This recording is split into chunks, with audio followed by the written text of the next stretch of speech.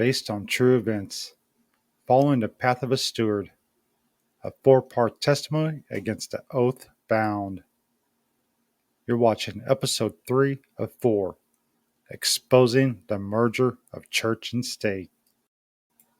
Christian parents who boldly defend their religious rights are having their children kidnapped every single day by judicial domestic terrorists operating within the U.S. family court system. These violations are not only individual tragedies, but accumulated they are a national security threat. The infringements leave parents feeling ashamed and vulnerable, silenced by fear, while the trauma consumes them from the inside out.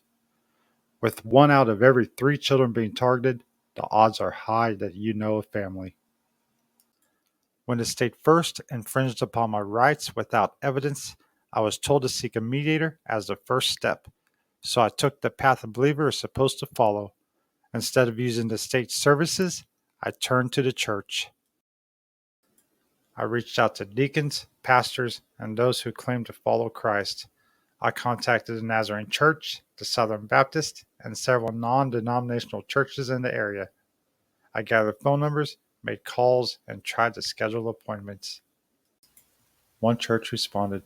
A Southern Baptist leader sat down and told me he wasn't in a position to help my situation. At that time, I didn't know what to make of it, but nobody else followed up. No one stepped in to give counsel. All I knew was that I reached out the right way and the door was still shut.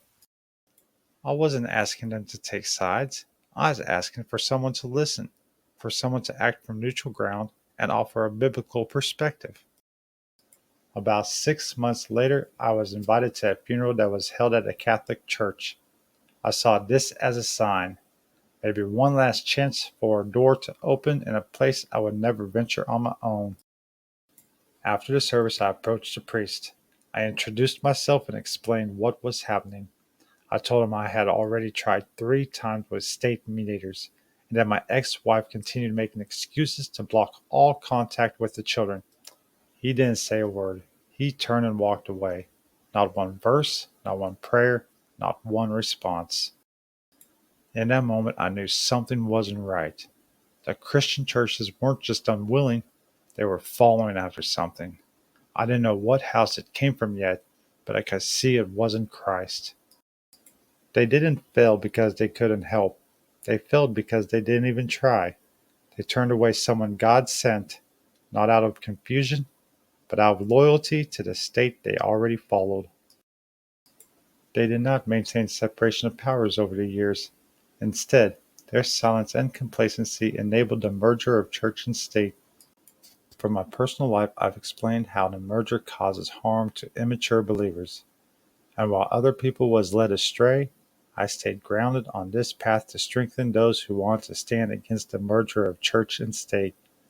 Now is the time for you to make your choice to stand in solidarity against constitutional violations that already affect millions of lives.